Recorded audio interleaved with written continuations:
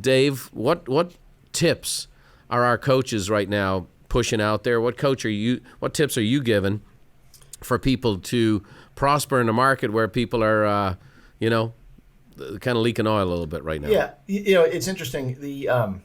I think it's a little bit of what everybody said. The word you just used, pro, I think is important. The pros are going to be okay. The amateurs are going to suffer. And so what does it mean to be a pro? Well, part of it is what Amy talked about innovation. There's a time for innovation and there's a time not to have innovation. An acquaintance of mine is a professor of innovation at NYU, and he says the idea of a lifetime comes around once every 30 days. It's not the idea we need, right? And right now people are chasing ideas because they don't know what to do. Jamie talked about focusing on what we can control.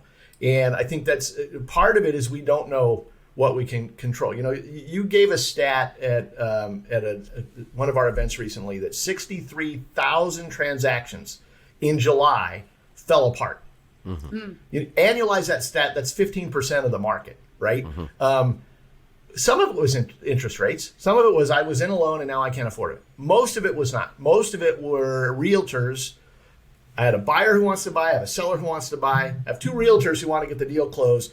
We don't have the skills to get it done, and we're blaming things and chasing things. So I think there's a couple things. One, in coaching, we really focus on three things when we're coaching people: clarity, perspective, and process.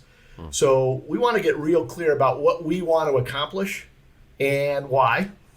Then we need to check our perspective a little bit, right? Is this changing market as bad as it's going to be? I just talked to one of our clients, 7-year member, Jessica Johnson from Eugene, Oregon, and she told me, Dave, in every market, there's people who want to buy and sell. And I mean, that's true. So we need to have that perspective. And then it's our process. What are we doing? There are people who jumped in, who are in this real estate market right now, who have never experienced a normal market. They've only experienced a very fast-paced seller's market. They don't know how to keep buyers motivated during a transaction. They don't know how to have a price reduction dialogue or even really how to price a house. And those are the skills. I think it's going to come down to really getting clear about what you want to accomplish, having a perspective of what you can control, what you can't control, and then being real clearly focused on developing the skills and then focus on what you can control.